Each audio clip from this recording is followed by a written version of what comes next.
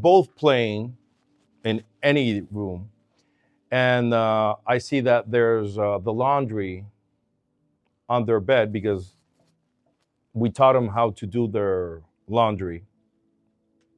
Literally, we do it for them, but they fold everything. They fold it, and I see that the clothes are on the bed and they're playing. I say, "Hey, Sabrina, put your thing on the closet and fold your stuff." And I go, and when I come back, they're still playing the floor. Think about it. What did they do besides fucking with me? They made a decision. Playing, having fun, doing this. It's very simple. So either you make folding the clothes a game and they do it and they have fun and then they can keep doing it, or you can literally get mad and say, do this fucking thing and that, blah, blah. That's not the point. The point is that when you're having fun, our brain begins to fill up with all these beautiful neurochemicals that the president of our society, John Lavelle, says it's called, according to him, we like that terminology, brain juice.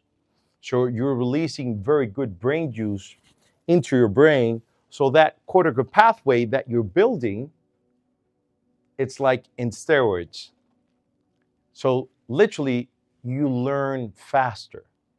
NLP is designed for you to have fun while you're learning it. If you're not having fun, you're doing something wrong. Okay? So if you fuck it up, guess what? Start over and you do it again. That's it. Back up one step, do it like you're supposed to, build that like you're supposed to, and do it again. It's very simple. Nobody here is going to get traumatized on purpose. Right? We can untraumatize you. Right? We can untraumatize you. I was watching on the airplane a 6-chapter series of MGM of the Manson family. I like serial killers a lot. Nah. But the thing is that everything about serial killers fascinates me once I learned something about them. There was this serial killer that he was being interviewed by the guy that did Mindhunter, Michael E. Douglas, in which they based the series in Netflix. And the guy was sleeveless, without sleeves, in the prison, giving their interview. And the interviewer, which is the guy, one of the two guys that created the behavioral analysis unit of criminal behavior, profiling, people that you've seen Criminal Minds. Okay. And John Douglas said, when this guy was telling about the crime, how he killed that guy, and he said, and the stove was on, and I remember when I was struggling with him, I moved him with my two hands and put my triceps, my right triceps, back of my triceps, on the stove, and I held it there he made him hold it there like for 5 seconds, and then I moved it.